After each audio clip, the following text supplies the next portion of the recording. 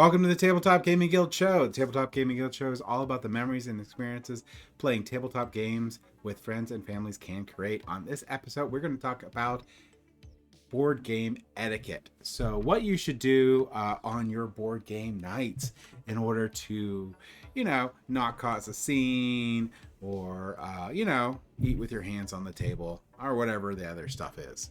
So it should be fun. But before we start that, we're going to start off with what we've been playing. And we're going to start off with Dan. Dan, what have you been playing? Well, just this past week, we did get a couple games to the table, actually. So I played a session of Cloud Age. This is an Alexander Fisher game. Pretty good one. There's a deck of cards, and you build cards to improve your airship, and the airship also has upgraded tiles on it. So it's a mixture of tableau building and what do you call it? And deck building, actually, because you start with a navigation deck, and you can go to city cards to add cards to your deck. Usually that helps improve it. But we're playing through the campaign, I guess, for this one. So this game does have a story mode. The story mode amounts to 3 cards that are read aloud throughout the course of the game. It's always 3 cards, unlike Maracaibo, where the story advances based on player choice. The story will always advance, so there's always set points. But I would put this game probably in the same ballpark as Maracaibo. I do like Maracaibo more, but Cloud Age has definitely got cool stuff going on in it. It feels fun to build your cards and to discard all of your resources only to have to reaccumulate them to play even more cards or upgrades. So I didn't even know that had a campaign or story mode, so that's really cool. Yeah, the story mode's shorter than some of his other games too, because this is it's the same length as Expedition New Dale, so it's definitively 8 games long is the story mode, no more, no less. Right? It's still really good without the story mode, just to play it in general. Yeah, what do you call it? There's special cards that you can use to set up the game for specific points in the story, chapter starts, so that you can play them individually afterwards. So you still have to select. So there's a beginner, there's also a beginner, intermediate, advanced. I believe there definitely is for Maracaibo. So for Maracaibo, because we're not sure about the Cloud Age. For Maracaibo, when you do the beginner or advanced, does that change the game? It does, because when you play the intermediate or advanced games, it asks you to put legacy tiles on the board, which changes the kinds of actions you can do and the resources that are available and stuff like that. I'm glad it's more than just hey, it's just more difficult. No, it has some things different. Yeah. Because I had a couple games where they're oh, you can play with this advanced mode by playing with less cards in your hands. I'm it's still the same game. Yeah, the other one we got to the table was Glenmore 2 Chronicles.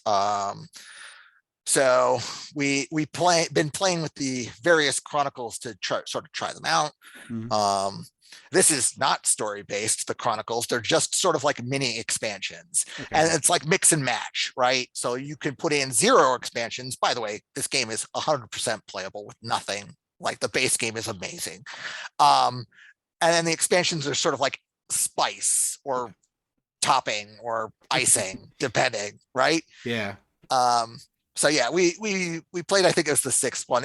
It's whichever chronicle adds additional impact and utility to the special location tiles. And of course, Glenmore 2 Chronicles is a tile layer, mm-hmm. With a rondelle. So you have a meeple on the rondelle, and you can move ahead as far as you want to take whatever tile you want, but then you don't move again until you're the last person in line. I love that mechanic. Yeah, that's a great mechanic, isn't it? Mechanic. I mean, I hate it when it's the only mechanic in a game. That's it. But I love it when it's a mechanic in the game. So it just Yeah, wonderful. in this case, it's used as a mechanism for drafting Mhm. effectively the tiles. You pay the opportunity cost of maybe not getting another pick, having somebody else like pick twice before you pick again. But like there's actually a balancing mechanism for end game scoring for that, because the person with the largest home area that they've built up actually takes a victory point penalty. Oh, okay. Actually, everyone takes a victory point penalty based on whoever has the smallest territory. So, yeah. So for the Glenmore Chronicles, did you find like that you liked all the expansions that got added in, the mini expansions, or was there some that were like better than others, or Well, we haven't what's your quite feelings played on that? all of them Yeah. because I think there's 8 in the base game box, and of course they printed like I don't know 4 more with an expansion later that we don't have right now. Um, but like I feel like each one does add something, some more than others. Um, there's some that are so simplistic, like there's one with like a hill token, and like all it is that one component and an extra rule that like if you want to go past the hill, you have to drop a coin on top of the hill. Of course, you can spend your turn to stop on the hill and pick up all the coins are on the hill. So like that's all there is to that one like mini expansion. So like that's a mini expansion that you might want to try something else along with. Yeah. And like the game is built for that. Like there are some of those chronicles that have cards that specifically come into play only when they're played with other chronicles. So Okay. yeah. Kudos them for, So there's a little making sure mix that and the mix and match work. yeah. So you did a little bit of mix and match. So that like sounds like it super adds to replayability on the game too. Like you could probably play it Yeah. forever. Like I said, the base game is 100% playable and actually quite well thought out, I think. But like, like I said, the Chronicles add spice. So And if spice is and that nice. spice is the spice of life. Yeah, Yeah. spice is yeah. All right. Well, any other games you've been playing? No, that's it for me. All right. So Nathan, what have you been playing? So I mean, holiday time, so I've been quite busy, but I've been trying to get some like smaller games, something, games that are like easy to get to the table, and to mixed results. So, first one I have to talk about is a game called Ravine. Da-da-da-da. So, this is a wilderness survival game. So basically, you're, I think, in a plane crash or a helicopter crash, and you're trapped. You're out in the middle of nowhere in the woods, and you have to gather firewood, gather food, gather weapons to protect yourself, build shelter, and all that kind of stuff. But it's basically it's done by you're doing a push your luck mechanic. You're spending health, which to be able to explore and scavenge and look for supplies, resources. Those resources can be food to bring back your health. They can be wood and other items like that to help you build craft items that help you survive. And you have a small chance of encountering wild animals, which you have to defend yourself against when you're pushing your luck into this forage deck. Okay. But the key thing is you're spending hearts, and you could spend all your health for exploring and foraging with the hope that you get some food to be able to restore your health. Okay. So it's all right in that regard. It's a kind of light game. It is definitely a heavily cooperative game. It's fully cooperative, really. But then they add madness cards. Oh, And so if you madness. Oh, so like it's Cthulhu madness or just like whoa. Yeah. just basically stupid things that what game wants you to do. So if you ever have one health left, you have to draw this madness card, and you have to do something silly usually. Like Now what? What? I got a couple examples because Well, one of Do them that tell. doesn't make any sense because this is a fully cooperative game is you have to have a staring contest with another player. Whoever loses a health. So it really doesn't matter who loses. The team is losing a health. I would do that anyway. I'd be like, And they have some that just thematically like make no sense. You have one that's called Busted Spaceship. You have flashbacks of when you were part of a space team. It's like, oh yeah, that happened.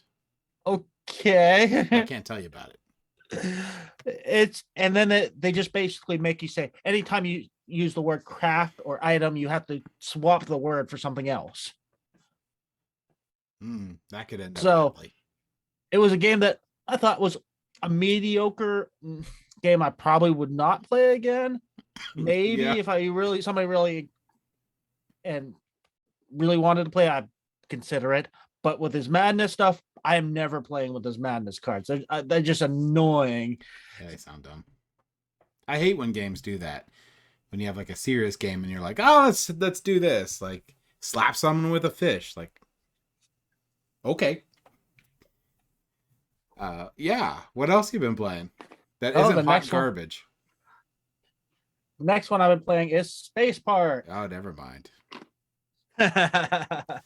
So this is by the same designer that did Parks. Oh, really? Yes. Okay. So I'm interested. So it is a light game. Parks was a light game too. Yeah, it's kind of he uses a lot of the same mechanics. Okay. In most of his games he tends to use the same type of mechanics. Basically, in Space Park, Just like you Uwe are Rosenberg. No, go ahead. Sorry. It's Henry Audubon is the designer of this one. But in Space Park, you basically have 6 locations that are available to go to, and each of those give you resources. Those resources you spend to get badges. The limitation of Space this, badges. Yeah, Go ahead. merit badges. I don't know. The limitation of this is there's 3 spaceships. Sorry, 7 locations you can go to, and there's 3 spaceships on these 7 locations, and this where that spaceship is at the moment are the locations that are available on your turn. And if you go to that location, the spaceship moves to the next location that doesn't have a spaceship on it. So you're changing the available locations or available actions for the next player. It doesn't sound very thematic. Meh. Okay. You're gathering moon rocks and space badges. Yeah. Who doesn't like space badgers? It's a solid little light game. It's just too light for me. I can see pulling out this with people who non-gamers, especially, or at a convention when you're tired and don't really want to concentrate. But it's not one I'll pull out a lot. So my question for that would be, did you like Parks? I kind of felt the same way about Parks. Okay, so do you think that if someone that likes Parks might like this game? Yes. Okay, so that's fair enough. And it's about in the same vein because mechanically it sounded like it used some of the same stuff. So if they like Parks, they'll probably like, was it Space Park? Yes, Space Park. So Space Park. So if you like Parks, you might like Parks in Space. Parks. Well, anyway, anything else? Yeah, I figured I'll talk about at least one game that I liked. Oh, yeah. Okay, there you go. That's good for a change. Well, this is Fallout Shelters. Is that the small card game or the big game? That's the small. Yeah, it's a card game-ish. It's a smaller one, though. Yeah. Yeah. It comes in a tin instead of a box. Yeah. This is kind of passed around the group a little bit, but I finally got my hands on it, and I actually quite liked it. It's a simple worker placement game where you can build locations on the board that add extra worker placement spots that you can use or other people can use, but you benefit if they use your location, and you're just trying to build as many locations as possible. It also has combat mechanics, so every round there's a chance of enemies appearing in the various levels of the underground shelter, So it's important to fight those. You get points for defeating those, but also you may not want to do it if it's in an opponent's section of the base, because that person loses points at the end of the game if there's still monsters in there on their level. It's a pretty simple, straightforward game. I think it works really well. I do obviously like worker placements games. It's one of my favorite mechanics, probably my third favorite, and I think this does it well. It keeps it simple, keep it fast, and it looks nice. Yeah, it sounds really cool. I always wanted to play the bigger one, the Fallout game. I think Dan's played the big Fallout game. So I played both of these. Oh, you played both of them. Okay. So, and they're both previous owns. Oh, okay. So Fallout Shelter that Nathan was talking about, I agree with his overall assessment. It's a solid like worker placement style game. A little on the light side, maybe, right? So if you like it, heavy worker placement, the Fallout game, the board game, I don't know what I want to say about that. It was a semi co-op, and the semi co-op didn't work. How about that? Is it semi co-op like Castle Panic semi co-op, where everyone tries to make a scenario work, where everyone loses but someone wins more? Is that how it works? So in order to declare yourself the winner of the game, you have to have a certain number of like victory points among like objective cards that are in your hand. Okay. There's a hand size based on like how many players, for example, right? And the point totals change, I think, slightly as well, if I remember right. Approximately half of these point cards are worth a number of points based on how much one of the two factions that are in the scenario that you're playing exceeds the other on like a scoreboard, right? Okay. So if you're not going to win the game, you can tank it effectively. Oh, that's not. Yeah, I hate when that happens. That's not. Yeah. Good. By simply playing to the faction that's behind, you decrease the point threat. You decrease the point spread between the leader and the follower, and that makes everyone's cards worth like 1 instead of 2. And like you might need 9 points in 4 cards. Well, a 2-point card is going to cut it then, right? Yeah. Yeah, no, that sounds horrible. All right. Yeah. Go ahead. I heard it was also felt a little clunky. I mean, there was some people who felt like the storytelling aspect of the game was slightly off, because it's like any player can complete any quest.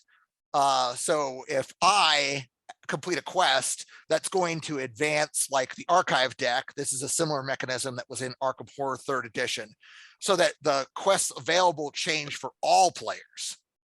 Oh, okay. Yeah. So I'm going to go the same vein as Nathan here. I'm going to talk about a game here. It's called Drawn to Adventure. Now, I love roll and writes. I have a soft spot for them and trick-taking games. So, in Drawn to Adventure, you're going to be questing through 3 different maps. The first map and second map and third map are semi-random, but everyone plays the same maps. As you go through this, you'll be rolling dice, banking dice, and moving through the landscape, trying to defeat 3 of the 4 bad guys to get points.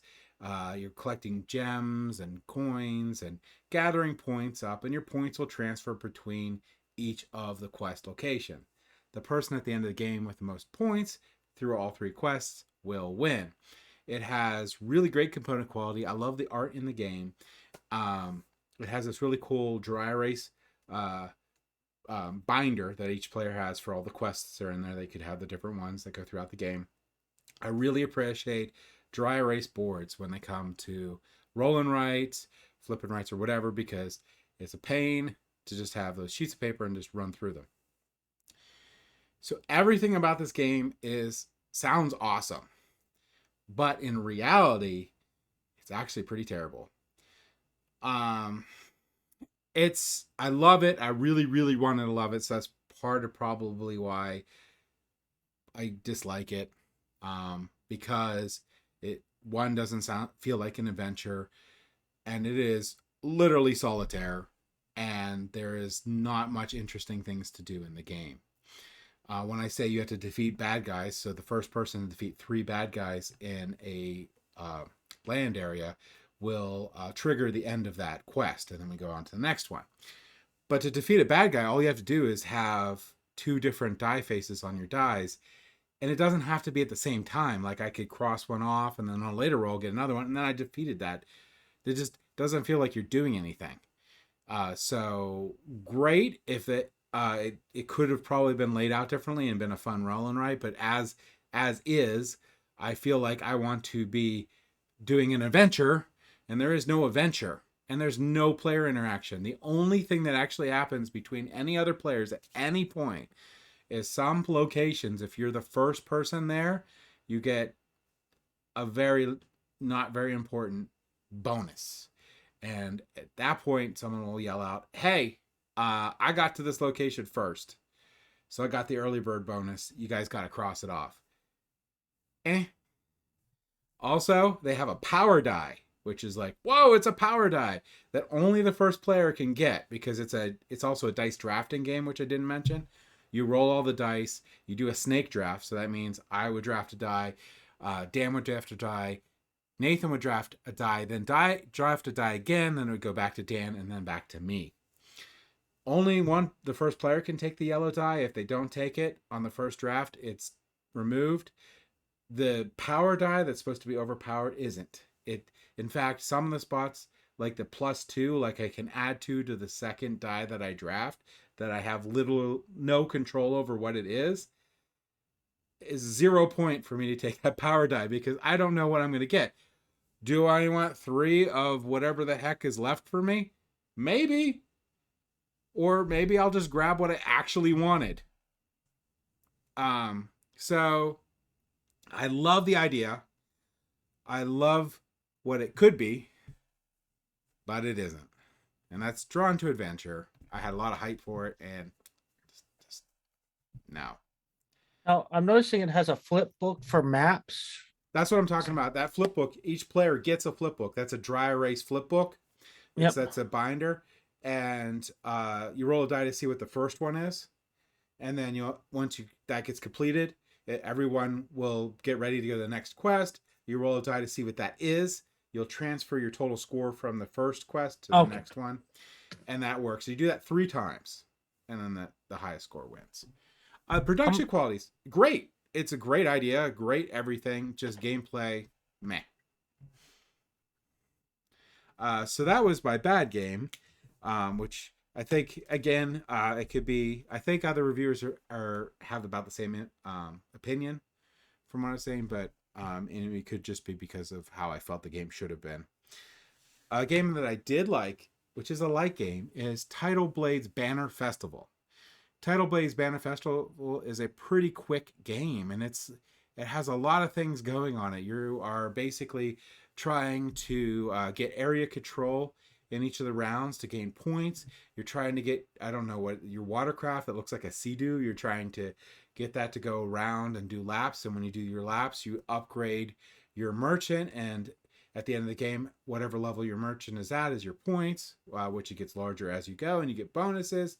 And they have these little fruit, these that are like squishy, sort of, think Everdale squishy. They're in the middle, and there's a limited amount. So when you gather those in, once all of those are gone, everyone has a feast. To the person with the most of them gets 1 point each, and everyone else gets a half a point for theirs rounded up. Just a really fun, fast game that plays really well. The art is amazing on it. It's just good. I was surprised for how light it is, how much fun that I had for the game, and how much strategy there actually is in the sort of little area control thing that happens in each of the 4 quadrants. So I did like that game a lot, and that's Tidal Blade's Banner Festival. It just came out too, so you should be able to get it for the holidays. And for clarity, this is not an expansion for Tidal Blades. It's a completely independent game. Yeah, it's not even published. Well, Druid City Games put their label on it, but Lucky Duck Games is actually the one that's publishing it, so it's not even published by Now, Druid did City they Games. have some elements of it that could be crossed into the Not that I main saw. game? I mean, there's some characters. There's definitely characters. All the characters that are in Tidal Blades are in there. But unless I'm missing something, there's nothing really compatible or transferable from that game. Unless they have squishy berries in Tidal Blades and you want more squishy berries. Yeah, they do. Star I fruit. believe. So now you can have more star fruit. Yeah.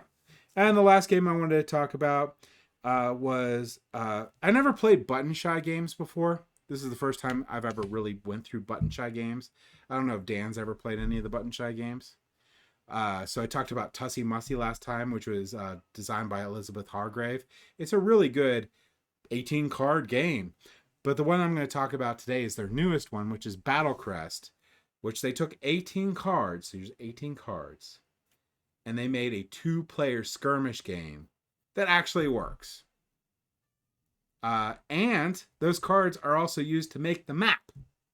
So you have so few cards. And I'm like, there is no way this is going to work in any way. And it does. It is a really fun skirmish game. And there it is for a card game that you just like, it doesn't look like it should be, but there's a lot of action in the game. There's a lot of tension and there's a lot of like you're in combat immediately. It's fun. It's a good game, and I love how they did the damage mechanic on it, which was really cool too. And I also played the Battle Crest. They have an expansion one that has a solo in it. I don't really do solo games very much, but it came with 2 new characters in it and all their equipment. So you can have more that you can battle with. Really fun game. It's like $12. So it's a great game for $12. And if you want the expansion, it's going to be another 12, but that is a whole game on itself too. So I really liked it, and that was Battle Crest. Yeah, Button Shy is an interesting company because they do pretty well much stick to that. It has to be 18 cards. And I can see the logic in that. It's kind of the idea of you're encouraging creativity by restricting yourself. It's like if you have unlimited options, you tend to just blank. Yeah, so when you're designing, they had some good designers come in and make these games. They took a lot of time to try to figure out how to make a good game out of 18 cards, not just make a game out of 18 cards. So I do appreciate that a lot. It feels like they cared to make something good. So I did like that. So that's what we've been playing. Now we're going to get our pinkies up because now we're going into board game etiquette.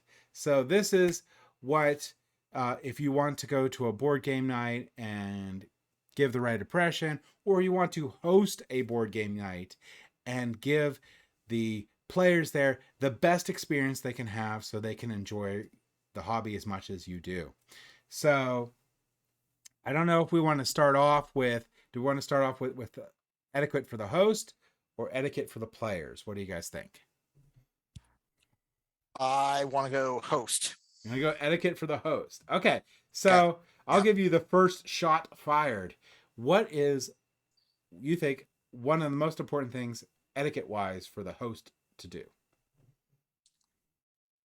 So oftentimes the host is the game facilitator. Mm-hmm. And their largest responsibility, even before game night starts, is like communication and very closely connected to communication is scheduling, right? Exactly. So we're talking about one of the most important etiquettes for a host is clear communication and scheduling. And that would mean like, hey, let's try to figure out a game night we want to play. So the host needs to know how long the game's going to take and add a buffer to it. Then the host's going to have to be like, okay, Dan, Nathan, we're going to do a game night. We're going to play a game that's about 2 hours. So I'm going to allot like 3 hours for it. When are you available? Figure all that out, get it all scheduled, get everyone there. instead of being like, hey, you want to come over tonight?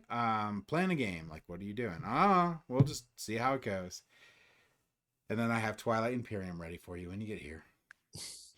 Yeah, it's definitely important to have like a short list of games so that you're not spending the first hour just trying to decide what game to play. I will concur.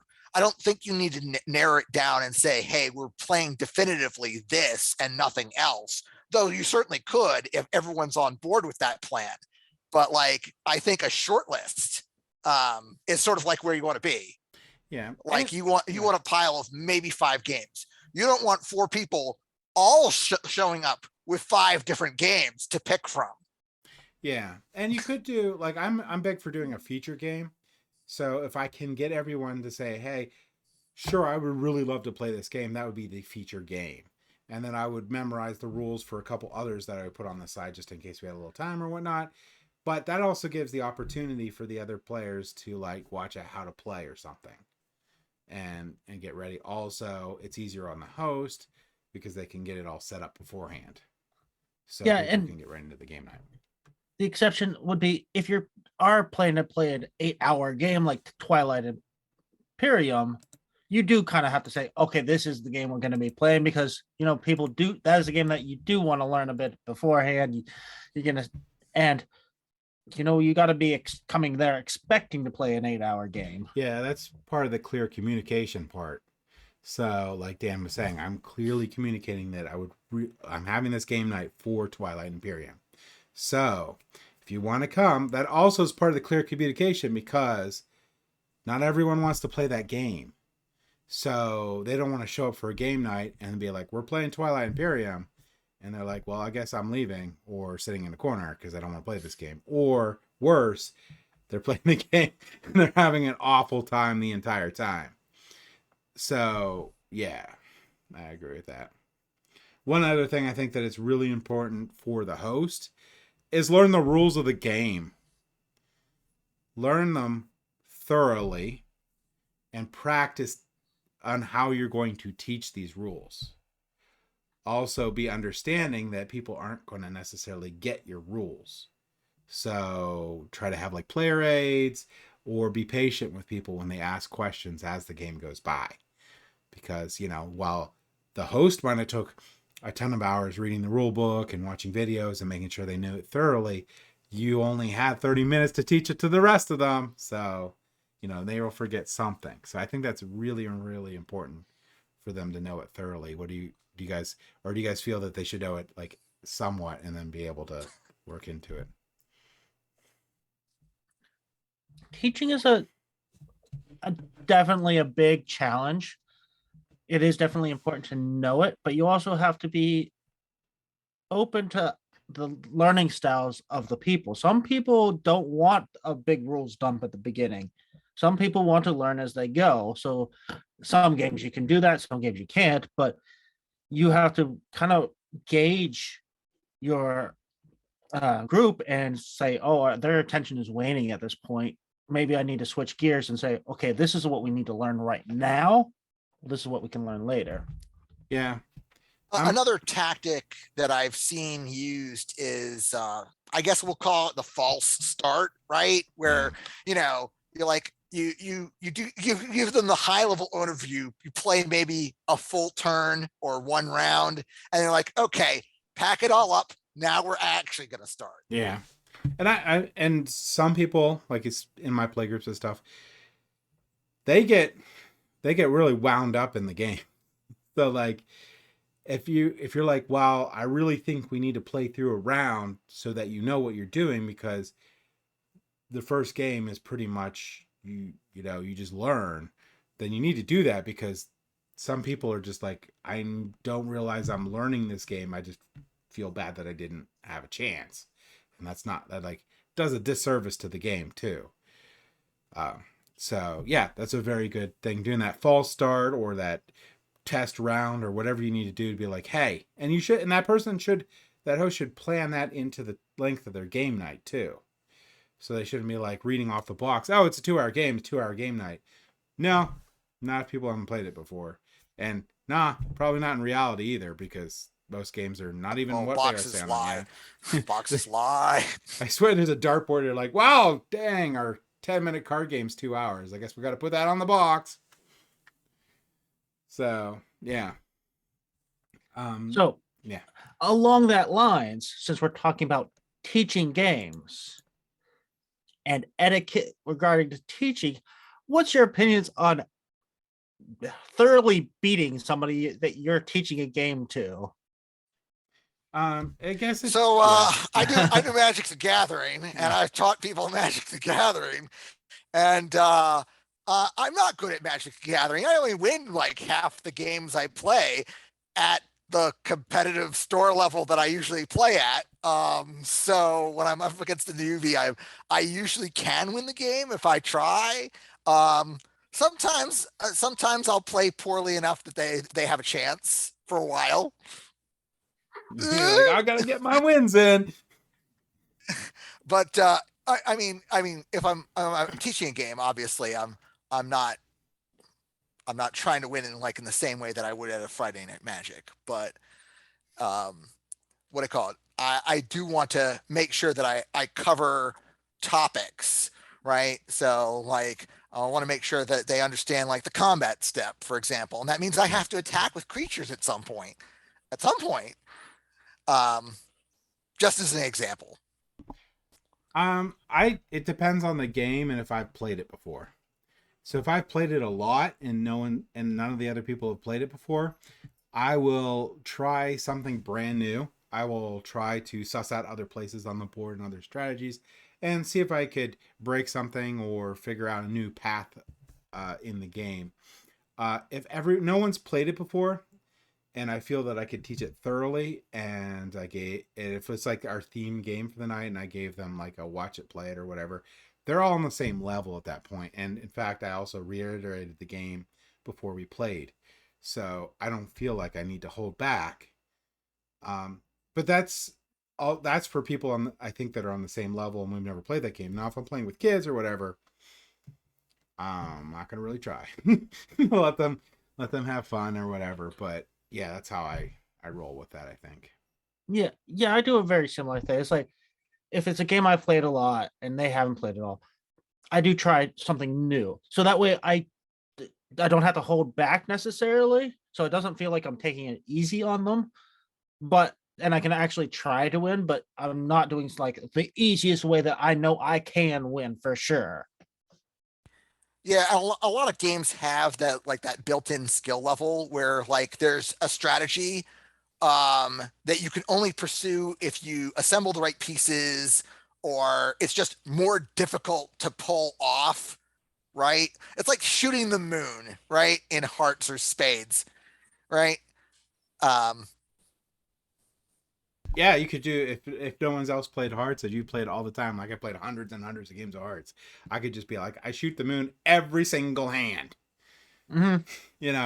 And the Well, like majority I won't. doing that is considerably more difficult than playing Right. like specifically trying to shoot the moon every single hand is going to get you a lot of points. Right. So I could just have fun and be like, how could I figure out how to, when I'm ready to do this in a competitive game where everyone knows more efficiently, I'm going to lose this. I'm going to lose horribly, but I'm going to get better at doing this. So yeah, that's pretty cool. That's a good idea. Shoot the moon every single time.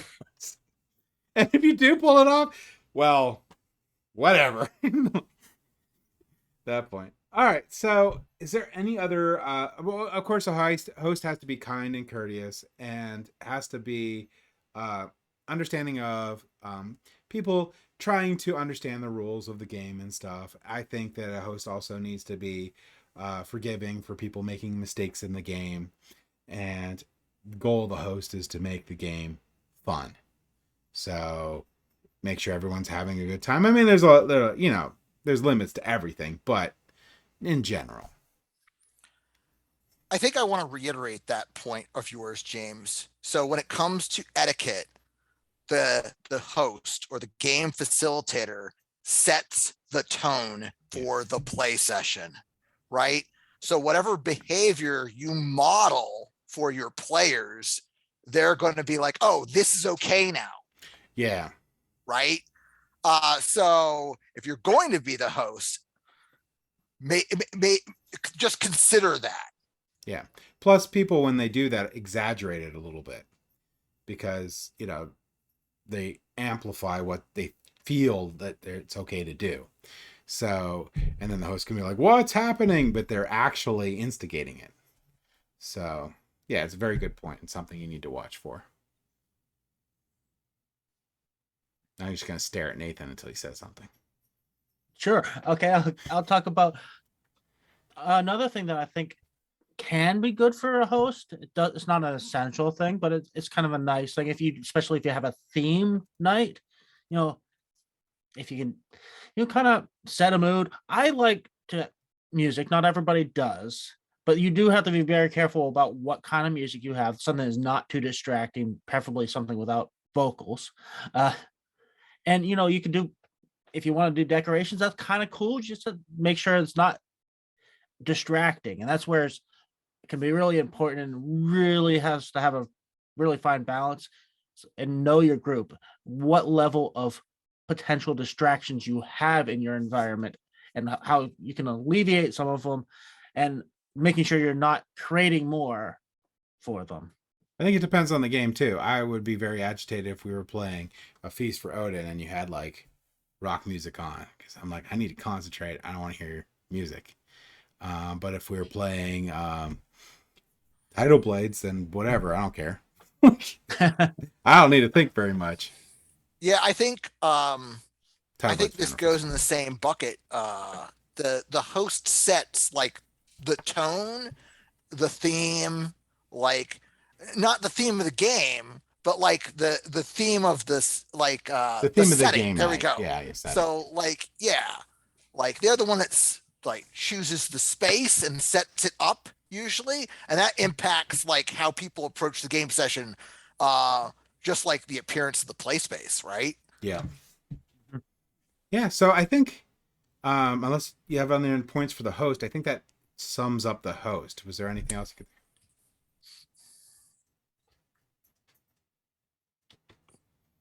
I uh mean, we could talk about food, but that kind of applies to both sides.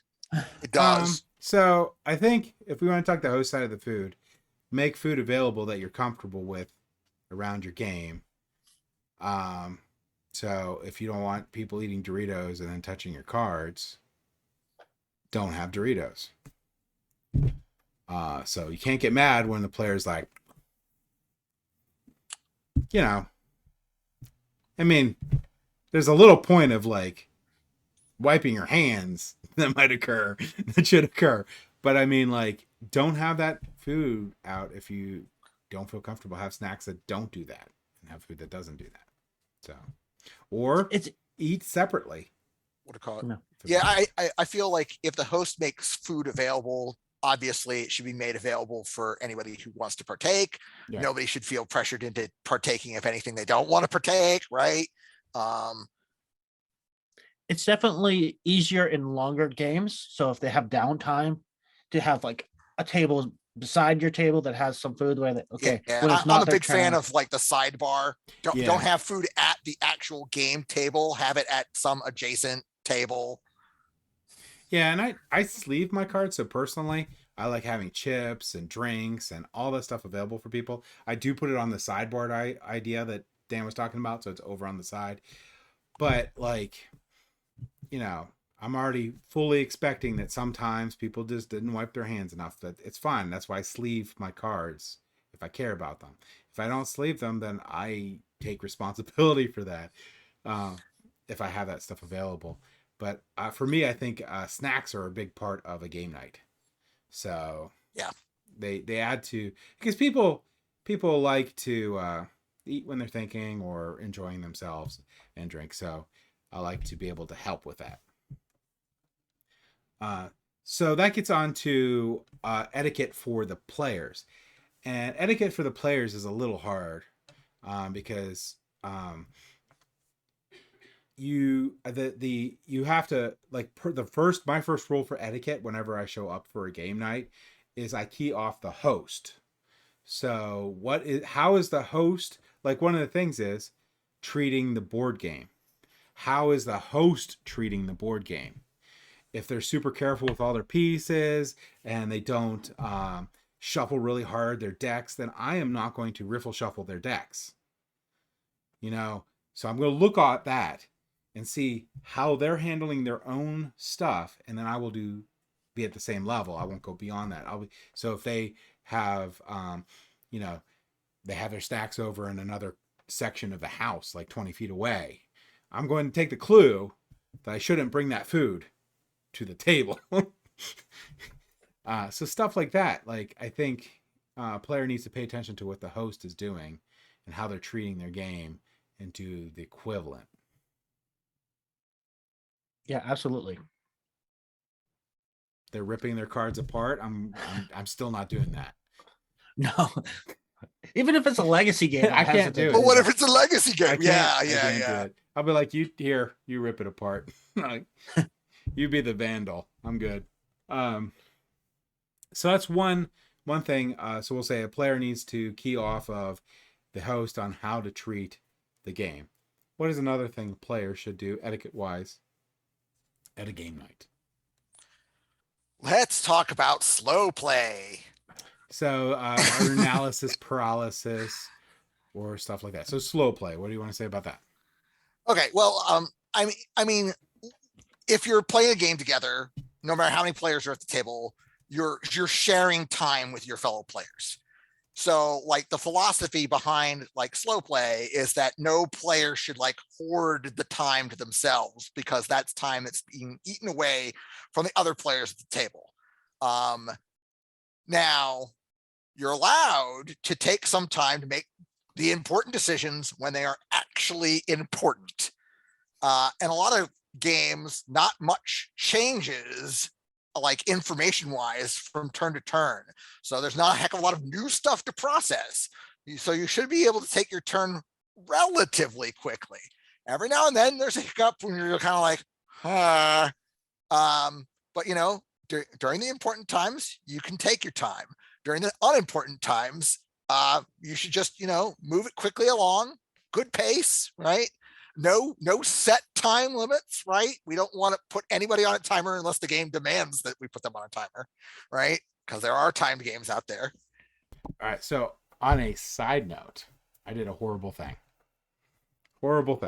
So I was a host and we were playing Rising Sun, and we had too many people for Rising Sun. So I was like, oh, well, one of the people I knew, and he had his copy of Rising Sun. And I'm like, why don't you bring it and we'll have 2 games of Rising Sun?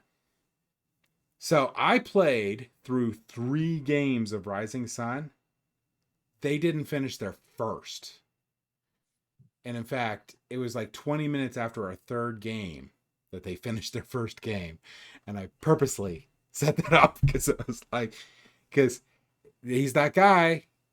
He will take 30 minutes on his turn, even every turn to just sit and stare at it. I'm like, at a certain point, your brain is broken and you need to just stop. Like, there's no Rain Man calculations going on here. You need to take a turn. And generally he loses the game. So that proves that, yeah, so I did a bad thing. But analysis paralysis is a problem because you don't want to be not re-invited to a game group or whatnot, or agitate other players because you are taking an unreasonable amount of time on your turn. And you can gauge what a reasonable amount of time on a turn is by seeing how long everyone else takes. And try to think of your turn. If you need that much time, then you need to dedicate your game night to deciding your turn while other people are going. Even if it's a type of game where things change, think about multiple different options you could take until it gets back to you so that you could make that turn a little faster. Yeah. The best way to avoid analysis paralysis is when it's not your turn, you still should be paying attention. Don't be on your phone. Okay, if it's a really long game, yeah, I can see getting snacks or a drink. But that's not like every turn. That's once in an hour. That gets a good thing into board game etiquette. Board game etiquette as a player, you should put away your phone. You shouldn't have your phone out. You shouldn't be checking text messages or whatnot. If you have something super important that you're waiting for, set a tone for it, set your phone off to the side, and then you can hear it. And then you can go over to it if it's not something that important. Yeah, Nathan, horrible person. So that is a good etiquette topic, is players should not have their phones out and should be engaged in the game. Yeah, with obvious, like, exceptions. Yeah. Somebody's phone might makes noise. You look at it and you're like, oh, excuse me, guys, I got to take this, right? Like, yeah. So that gets into another etiquette part that I do and I agree with is if you don't like a game, sit out. So if I already know that I don't like a game and everyone else wants to play it, I'll go do something else. That's better than me sitting down and playing a game and obviously not enjoying it, because that will unfairly bring down the excitement of the other players, especially new players that could really enjoy that game and then have their opinion tainted by how I feel during the game. Which also gets into if you are halfway through a game and you don't like it, you should still try to make the best of it and finish it. You shouldn't leave unless you just don't feel that there's any possible way that you can bring in enjoyment to the rest of the players and bear it through it. You should at least try, and you just try to have fun. If you hate the game halfway through, just forget about caring about the game and just have a fun time. Just take your turns and let everyone else finish, because someone else may be enjoying that game. And I did have a problem with that with our last Blood Rage game. Like after the first round, I was like, this is bull pucky. I'm done with this. I wish Nathan crushed us. It was horrible game of Blood Rage. Worst Blood Rage game I've ever played. Horrible drafts for everything. All the cards were awful for me. I had a hand of all red. Like literally all red. I'm like, and this isn't like I shuffled the cards. This is a digital app that's doing it. Excuses. But either way, yeah. So I should have said, hey, you know what? I didn't lose. Let's just have fun. I'll just do fun stuff through the whole game, and that's how someone should act. It's a hard thing. Like etiquettes are something that you learn over time. So you just realize you made a mistake, learn to be better. But yeah, what do you think of that stuff? Yeah, I could see that could definitely be a problem if you're not enjoying the game, once you're in it, you kind of stuck. You kind of try your best to enjoy it and not bring down the mood. Definitely don't gripe and don't just be an agent of chaos and just do random things because you don't care anymore. Well, I mean, you could have fun. Yeah. There's always the ape player that happens sometimes, and when you're playing solo games, or this thing just does like random weird stuff, and you're like, oh, okay, we'll have to deal with that. At least a lot of games don't do well if someone just leaves. So if someone leaves, the game can become unbalanced, especially games that the designer took a long time to balance the game on each player count. So if you're playing a game where they remove bits for 3-player, but you were playing at 4, and the 4th player drops out, the game's probably not going to work very well anymore. I think I have to chime in with a concept here. So like there's this, like, when you participate in a game, you're part of a social circle, right?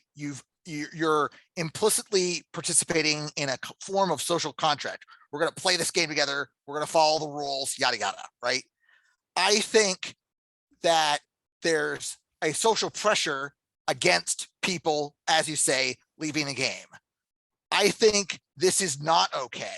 I think people should be allowed to leave at any time for any reason. It's up to the other players to decide what to do after that.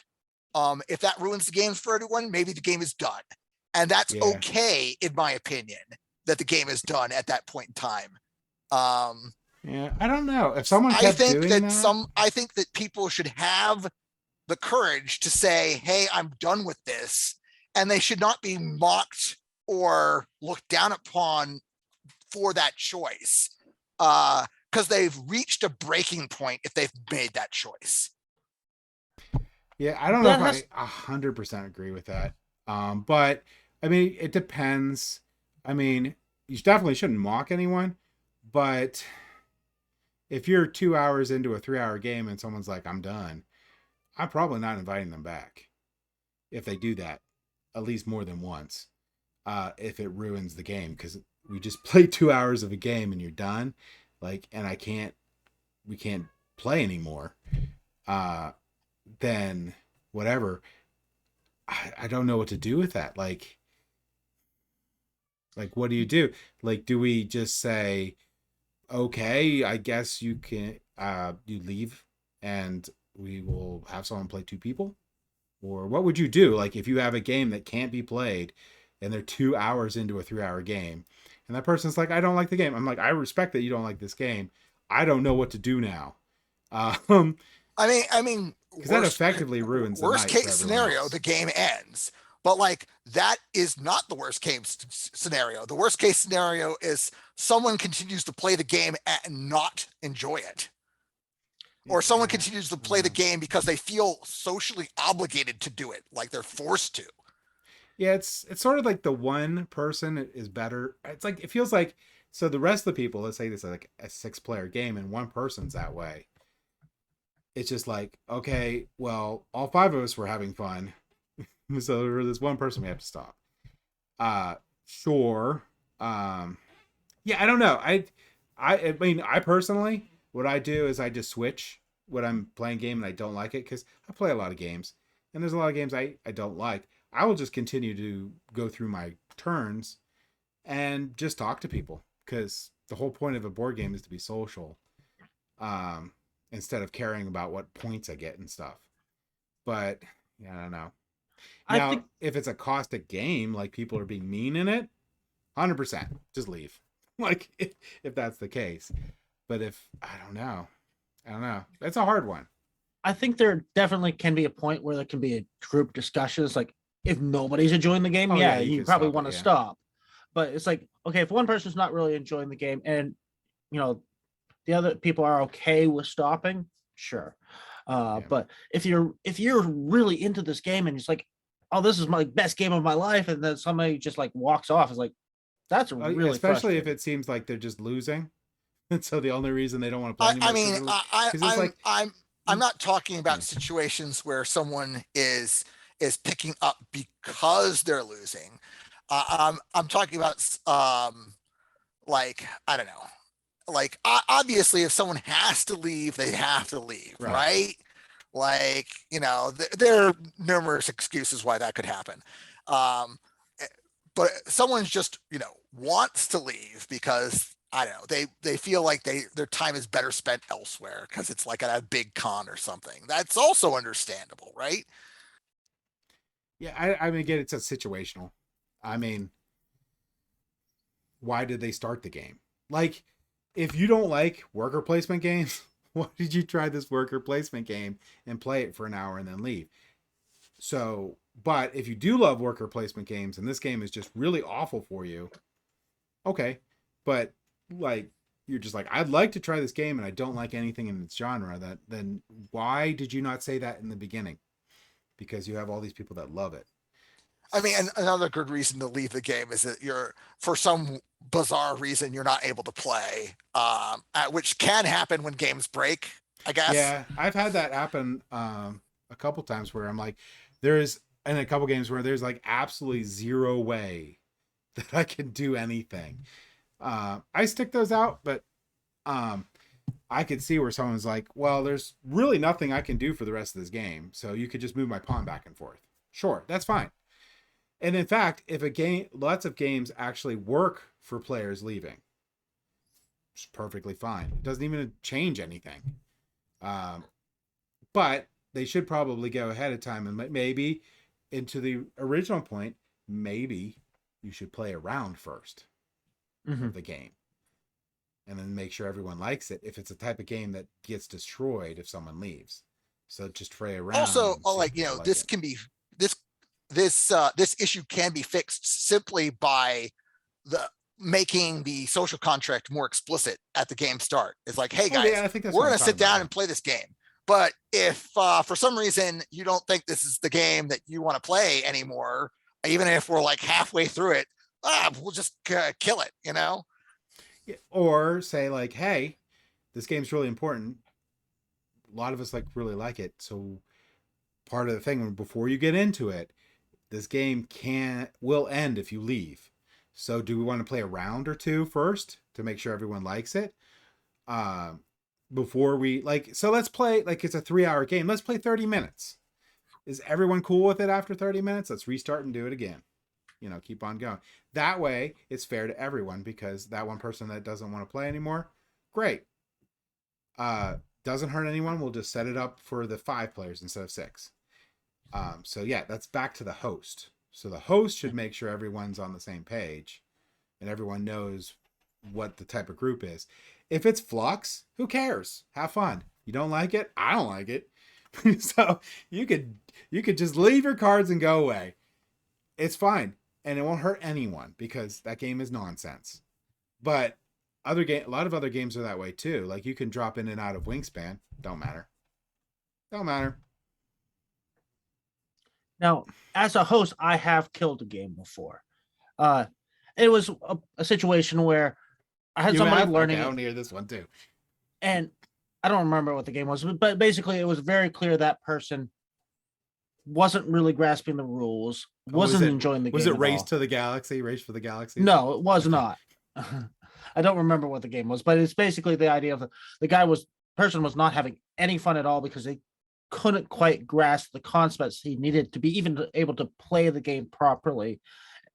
And usually in that case, nobody's really having that much fun anyways. If it's somebody struggling that much and it's obvious that they don't like the game, it really sucks the fun out of everybody's experience. So it made sense at that point to just nix it. Let's try something else. The other thing too is board games, like the theme and then what the game actually is can be deceiving. So some people aren't comfortable with certain things, and they can show up in board games. And that is also completely legitimate. If someone is like, this triggers me, I'm completely not comfortable with that. At that point, you should never be mad if someone leaves the game at any point. So to make that clear, I'm just talking about for people leaving, if it's just a game that it doesn't have any of those type of problems, but it does get broken at that point, there's things you need to do to make sure everyone has a good night. But yeah, if it's a theme or something that they don't like in a game, yeah.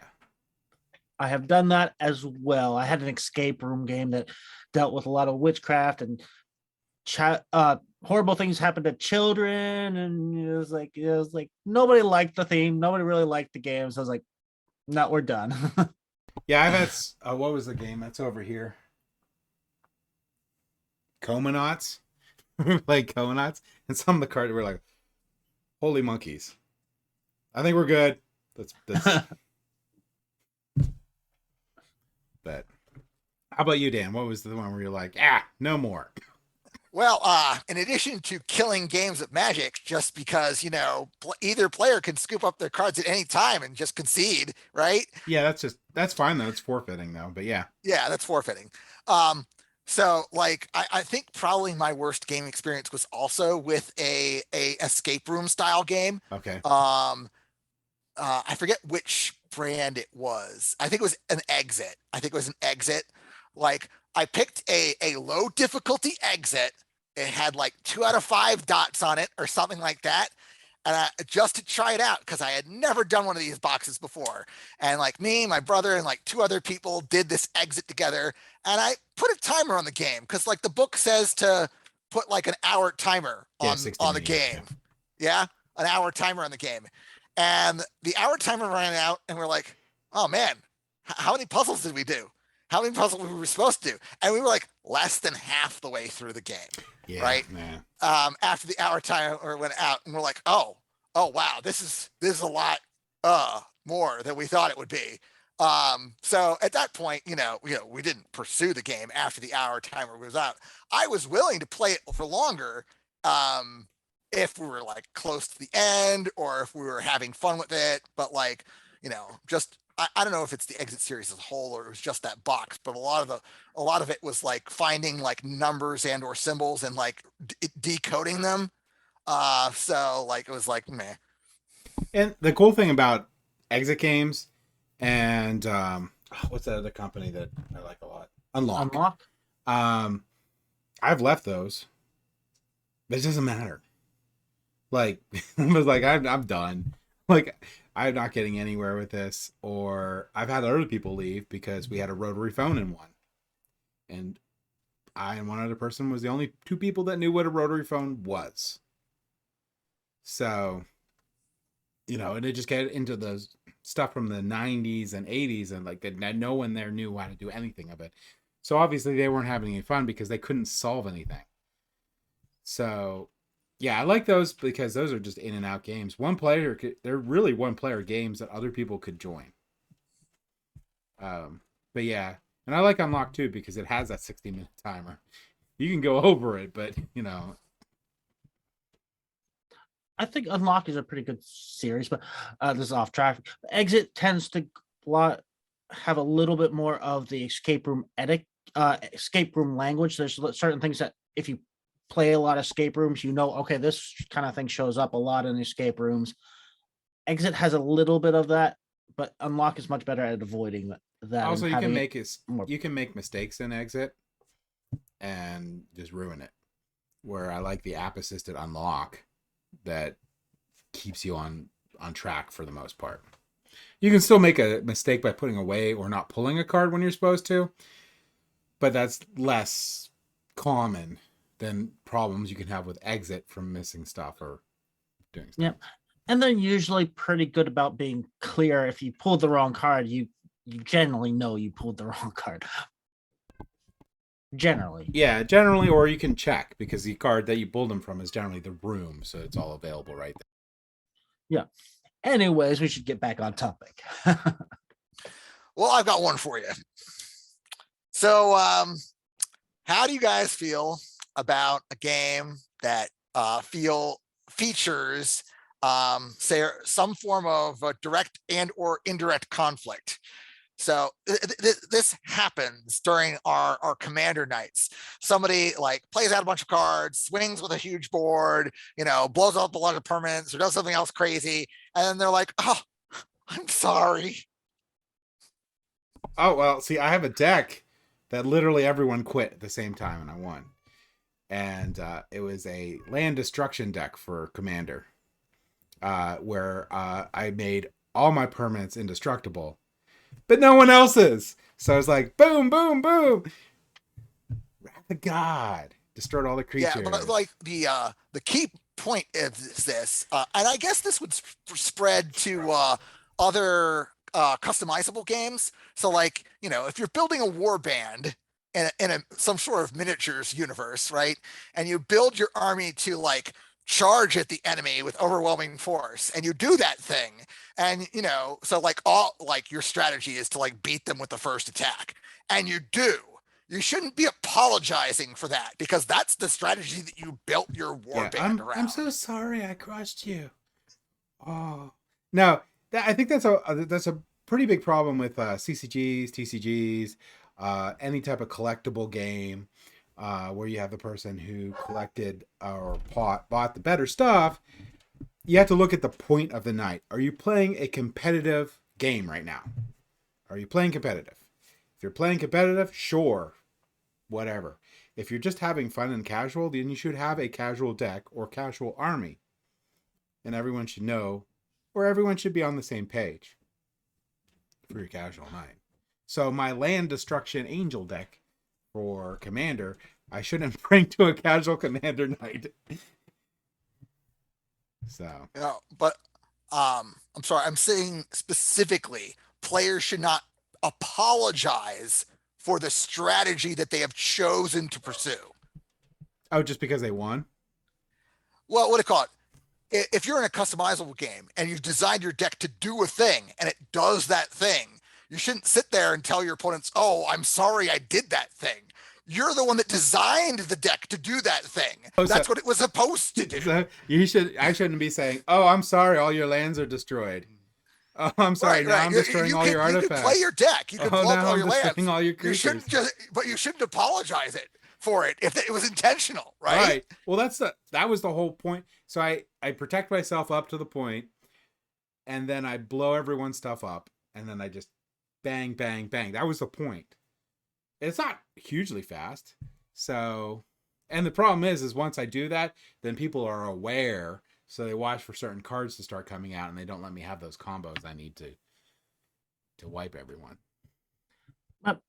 Direct conflict is like any other genre. If you don't like that genre of games, maybe that's not the best choice. But when it becomes problematic is when people get into meta elements of direct combat, where you're attacking somebody for something that has nothing to do with the game. So maybe, you were had a conversation and you had an argument before the game, and it's like, so you're attacking them, ignoring everything else, and that's not good. That's not a way to have a fun game. Yeah, Nathan, you just opened a whole can of worms, because metagaming is so many things. Because so metagaming is using the last 5 games of diplomacy to determine who's trustworthy in this game of diplomacy, for example. Right? I'm sure this will get me back. Right? And it's also knowing that James is the traitor every single game, right? It's just a comic, or what is it? Cosmic constant. If there is a traitor in a game, I will get it. Yeah, right. But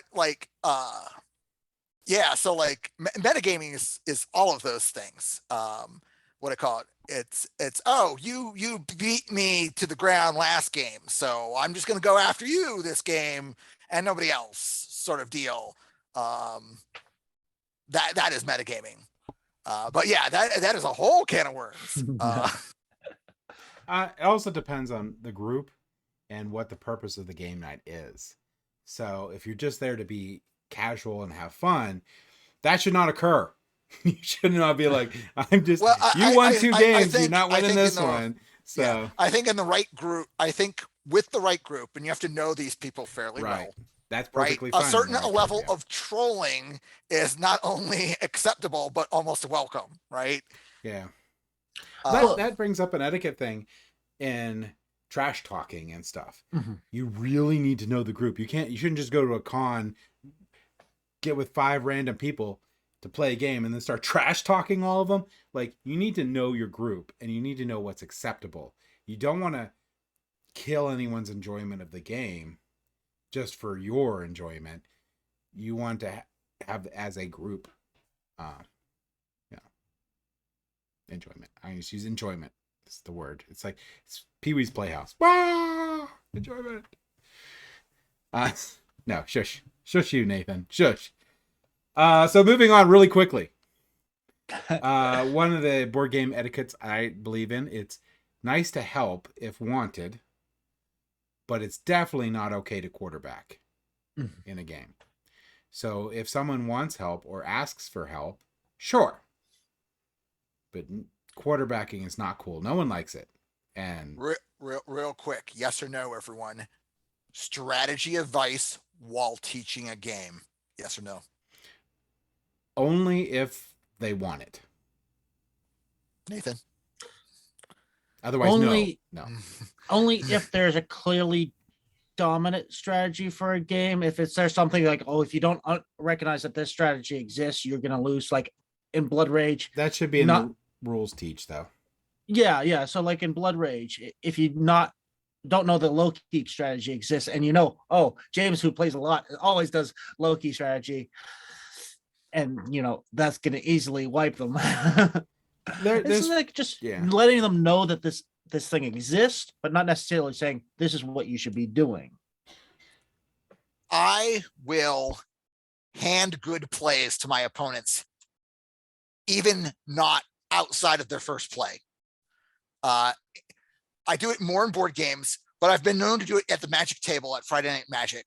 That might be because of my judge training. I want people to make sure that people become better players, right? but like, it's like, oh yeah, do you know that you could do this, for example? And like, they're like, oh yeah, I want to do that. Yeah, it depends on the person. If you feel that they would like to have some strategy advice to be better at the game, sure. But there's some people that just don't want that. And you're like, okay, well, do your own thing. It's fine.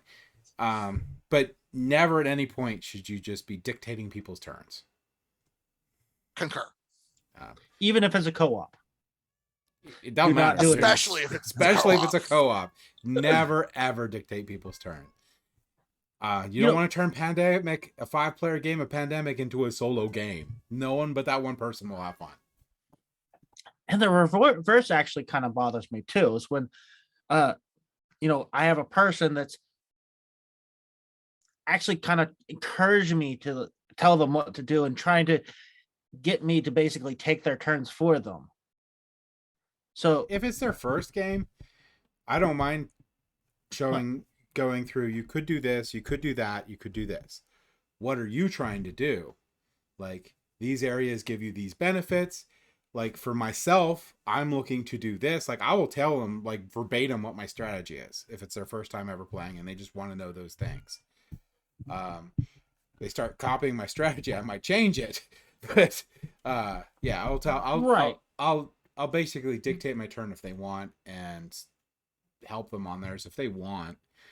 And some people do, because they really like the theme of the game and they really want to be good at it. Sure. Like Magic.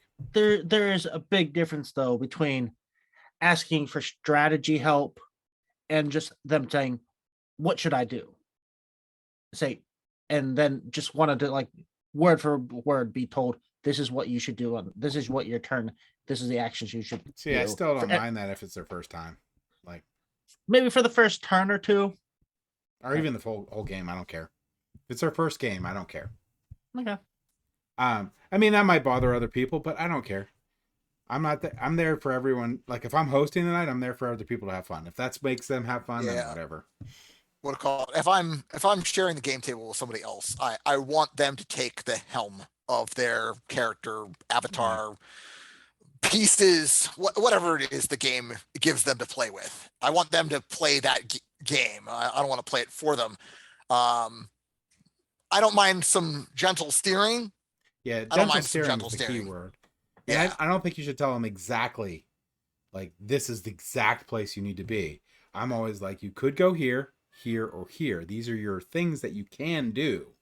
And here's, like, the different things you could pick. What do you like? Mm-hmm. And then let them pick between those. Not be like, you should just go right there. Be like, you could go here, or give them other options. Like, if you might want to start going over here because you want to start that strategy, that's how you're going to do it. That's how I do it. I don't tell them exactly what they need to do on their turn. I tell them what they could do. Yeah. And again, this is more of a problem in co-op games than competitive. It's basically you just kind of give them ideas of what you to do. Yeah, I can't tell people. It's like, I can't stand telling people, go here, do this, do that. That's your turn. You're done. My turn now. The game I had that a lot with, just behind your Caverna. I had a lot of people, because Caverna has so many things you can do. So they were looking at it and they got completely overwhelmed. So I would tell them, like, everything they could do on their turn, so they could be aware. And that didn't actually take that long before they learned how to do everything on there. But it's overwhelming when you play a game like that, just to be like, well, I can go do what? Okay, this, and this is what all these things do. So yeah, Caverna was the big one that I had to help a lot with. So another big one that I have, before I'm going to ask what you guys are, is no cheating. Don't cheat. It's just, ethically, don't do that. It's not Monopoly. If it is Monopoly, who cares? No one cares about that game. Do whatever you want. Take all the money from there. Unless it's a game that actually encourages cheating, which there are some out there. Like I just played Dueling Pirates. That one encouraged cheating until you get caught. But I have to encourage no cheaty face magic. No cheaty face magic. What's cheaty face magic? I'm sorry. Cheaty face is the name of a card. It's from one of the unsets. Oh, so it's just a card you can play where you just cheat? Well, what do you call it? The unsets were the silver bordered, not tournament legal sets Yeah. that were sort of poke fun at Magic. Yeah. Sheety Face is like a 5-mana 3/3 flyer. But like the artwork has the creature reaching up into their casting cost and pulling off some of the numbers. And like the text on the card is like basically if you reveal that Sheety Face is on your battlefield, then it's on your battlefield. So like if you can find some way to sneak it on there without paying its cost, you played it without paying its cost. That's pretty funny. Yeah, it is. Yeah, I mean, there's definitely games, yeah, as you said, that where the whole point of the game is cheating without getting caught, and that's fine, but cheating in any other game. Yeah, there's plenty of games where like bluffing or misdirection is a piece of the game, sometimes a big piece of the game, right? Like Liar's Dice, where you're supposed to. Yeah, you're supposed to lie in that game. You are. Yeah. Kind of trick people into thinking you have something you don't, basically, or poker or anything like that. So if it's part of the game, accept that it's part of the game. If it's not part of the game, don't go moving around decks when you aren't supposed to and moving bits that you aren't supposed to and what have you. Yeah, actually, Cosmic Encounter has the Filch, and that was actually one of the most exciting games I've played, is when somebody was like actively cheating because the card says, okay, you need to cheat, you just can't be caught. You don't want to be caught. And it's like they're literally getting up out of the table, out of the chair to go around and grab some cards and going back to their seats and like doing things like, how did you not get caught? How did we not notice you're doing this? And that was actually a really fun game, but that again was designed into the game. Yeah. So I just wanted to reiterate too, which is Dan's earlier point. Also, another part of player etiquette is to not hold things in and speak up if you don't like something.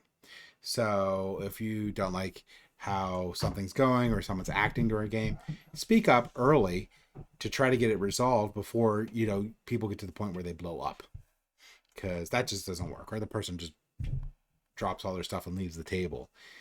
So if you don't like something about a game, or you don't like something that's happening, speak up. Verbally say what your thing is, and the group should try to work around it as best as possible. So that, and my last one was never play a game while hungry. Modern board games tend to be heavier, and in order to enjoy a strategy game, playing a game hungry is never a good idea, because you'll be more likely to be agitated quicker. You'll probably make poor decisions during game, which may agitate you or hurt your perception of the game unjustly. So never play hungry. Make sure you eat food or drink or whatever while you're playing a game. So on the speak up thing, I definitely agree with that. And you got also realize that something that might be bothering might be something you didn't quite understand in the rules. So there might actually be a rules error. So if you speak up, you can address the rules error or misunderstanding of the rules and clarify, and that issue might completely go away just from that. The only thing I think I want to add to this conversation at this point is just be aware of like play group dynamics. If you're sitting down to a game together, you need to be on the same page in terms of how competitive that game session is going to be. For example, and like people need to share like the same kind of energy level that they bring to the game. Not that one person can't be like really excited that they're playing this game and the other person's like, well, I'll play this game. But like those differences in energy levels can and concepts of where we are competitively can create those bumps in the road that you need to smooth out later. So, it's nice to cover those things beforehand. Yeah, completely agree. Another important etiquette thing is, if you're going to a game night, be on time. Yeah, be on time. I think be gracious too on player mistakes, especially if they've never played the game before. As a player, you should be somewhat understanding about people maybe taking back their turn or whatever, which is a reasonable amount. And same deal with like fixing mistakes. Oh, last turn I did that thing and I was actually a coin short. I miscounted, yeah, don't crucify them. Don't it's like do we rewind? Figure out what you're going to do like Yeah. as a group. Try to come up with something fair that's not going to like destroy the game, Yeah, and there's or levels force you to of that. replay like half of it. Yeah, there's levels of that. If someone constantly is doing that, then you might want to be like, okay, we're gonna think about your turn before you do it. But yeah. So I mean, it's a game. You're there to enjoy it. If someone admits to a mistake, first off, they admitted to a mistake. They were honest enough to say, "Oh, poop! I forgot that I needed to be paying this resource the entire time. What do you guys want to do?" Like, they didn't maliciously do this because they told you. So like, just try to work it out. I mean, it's there for a fun night. Just try to figure out whatever accommodation is, right? Maybe they just pay that back as they go through the game. They have to get that many, and they just don't get them, or whatever you guys think's fair. Just have fun. Just have fun. And like taking back a rule, a turn, if you don't, then you risk the potential of them feeling bad for the rest of the night and not enjoying the game because, oh, I screwed up my entire game because I made this mistake and it was dumb. It was my fault, but I still feel bad about it. Yeah, that's a hard line to toe. Like, you want to make it fair to everyone else, but you don't want to like make them not want to play the game anymore, Right. So you gotta talk it out. Like, that's communication's very important for board games for players as well as the host, I guess is what we're getting at. Yeah. Like just because the host facilitates the communication doesn't mean that everyone else stays silent and says, yeah, we're just going to be there. Yeah, it's a group thing. So if you have concerns, talk about them. Like, no, don't definitely. Don't be that person that's super mad in the corner the whole night, and then at the end of the night, you're like, bah. Work it out ahead of time. And you all I want to go good night. Talk about the teach from the guest perspective. So it is also important not only to have a good teacher, but to have people that are good learners. Paying attention is important. Trying to follow along is important.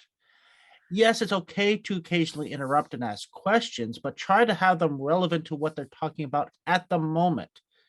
So one thing I get a lot when I'm teaching is like, okay, they're looking at another element of the game.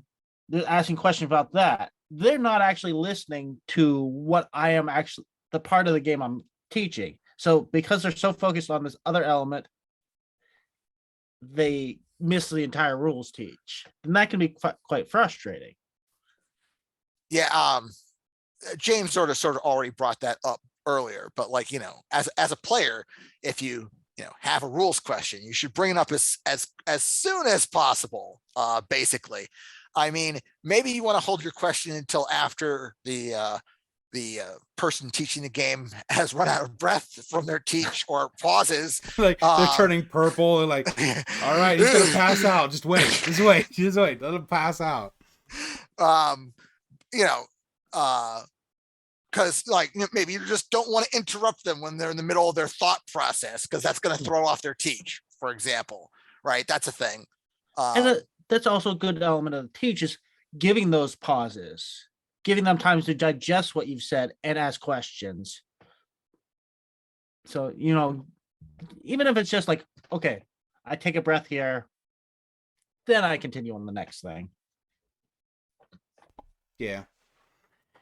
All right, so I think that about wraps it up. Break your teachers down into bits, basically. Yeah. Yeah, break the teacher down into bits while they're teaching. No. So I think that wraps it up. Did anyone else have anything to throw out? No, I think we're good. All right. Yeah, I think we covered this topic fairly well. All right, we're going to see how long you guys last. These questions that I have for this silly game are not hard. However, because I put stress on you, hoping you get them wrong. So instead of getting points, you just get eliminated if you get a question incorrect. So we'll see. We'll see how many questions this actually makes. So I'll start with Nathan.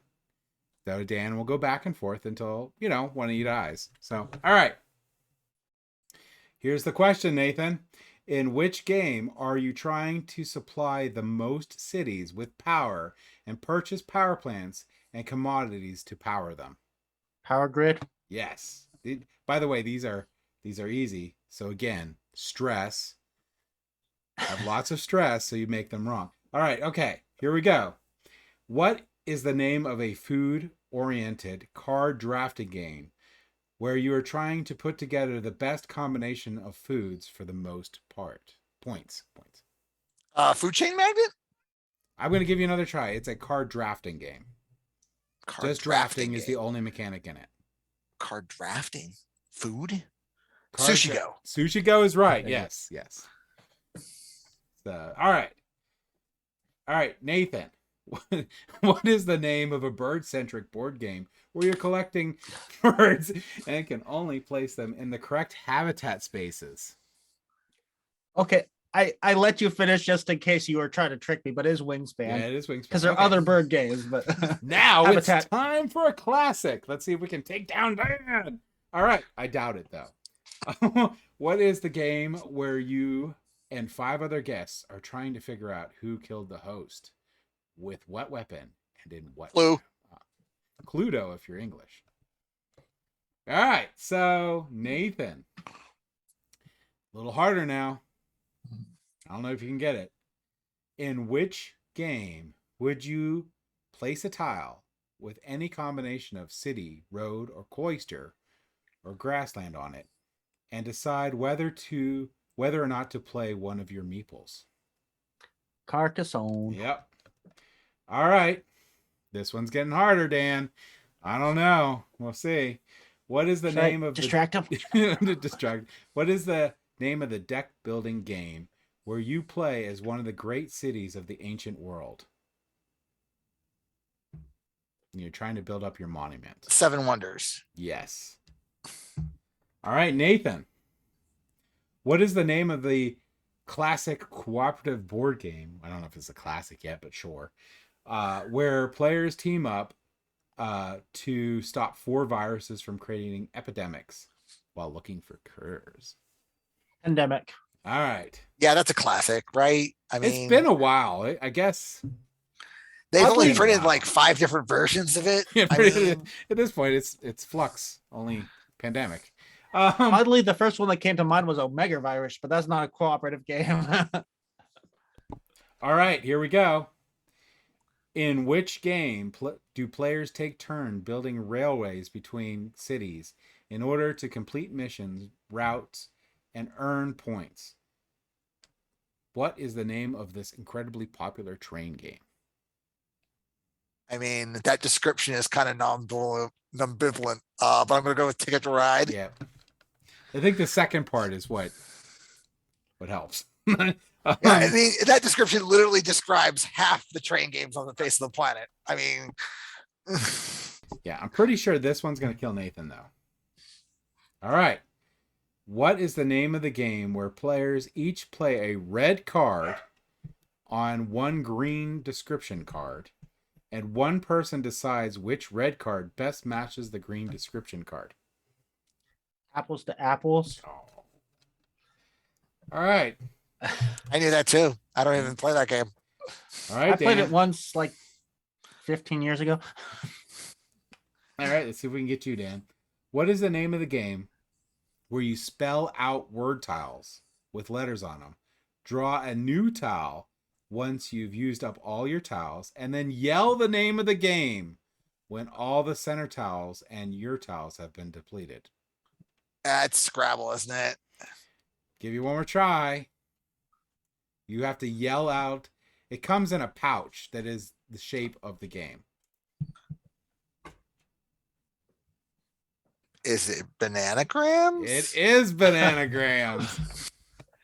Couldn't quite reach it. You don't have to yell out Scrabble at the end of Scrabble, but you do have to yell out Bananagrams. at the end of bananagrams, which is the rule in the game. Okay. I'm Keep pretty sure giving you're- Dan second tries. What's going on here? This game is never gonna end if you do that. Well, we'll see. All right. You know what? If I get another second try, we'll just say I'm dead. How about that? All right, sounds good. Nathan, what is the name of the game where you collect gem tokens to play for gem cards and then can earn you victory points? Splendor. All right, Dan, this one here is going to get you. What is the I name? Yeah. What is the name of the game where you usually play to 10 victory points, where settlements and roads are placed on hexagonal resource spaces? Catan. Sellers of Catan. All right, Nathan. In which game do you play as a corporation preparing on an otherworldly area for human life and infrastructure preparing, for human life and infrastructure, and while monitoring temperature, oxygen, and ocean. Yep. Terraforming Mars. Sort of messed up that question halfway through. And we still know what you're talking about. All right, so this one's going to be difficult, Dan. I feel like I'm lying the entire time. Damn. All right. Yep. In which game would you break into two teams, each one with a spy master, who can give one-word clues to the other team in order to guess their team words on the board? Codenames. Yeah. Codenames. All right. Nathan will get this one too. What game has a quick rounds where townspeople have hidden roles, go to sleep in the night, and have to choose one townsperson to kill when they wake up? Werewolf, although there could be a couple other games that could apply to. Yeah, One Night, Ultimate Werewolf, whatever. Yeah. Yep. Mafia. All right. Mafia, yeah. Which is the same game. It's Yeah, it's the same game. This game might get Dan. Let's see. In this game, players explore a mysteriously haunted mansion together until an event called the Haunt occurs. What is the name of the game? What is the name of this game where you won't Betrayal on the House of the Hill. Yeah. All right, Nathan, I'm pretty sure I'm going to kill you with this one. All right. In this game, you and your teammates will each play a different adventure with their own unique skills. What is the name of the game where your team will need to clear dungeons and make one of two choices each time an event occurs? It's a campaign-based game. Is it Gloomhaven? It is Gloomhaven. Okay. Whoa. That was whoa. a weird description for Gloomhaven. But it's accurate. Yeah. I'm going to try to get you guys eventually. Okay, Dan, this one's a little hard. What is the name of the game where players each have their own farm and send two people to town in order to grow their farm and feed their family? I mean, Agricola. Yeah. All right, Nathan. Let's see if I kill you with this one. And I will not give you a hint for this one. Okay. This game gives players small decks of cards to start with, but allows them to build their decks by purchasing cards from 10 different sets of kingdom cards, if they can afford them. Oh, Dominion. Yeah, that could have been any deck builder until you mentioned kingdom cards. Then it became Dominion. Yep. All right. Dan. Is he gonna give up at some point? Yeah, this is the last question. And Dan, this is a cooperative game. You'll each control a small group of survivors trying to stay alive after humanity has been turned into zombies. What is the name of the game where, in addition to communal goals, you each have your own personal goal?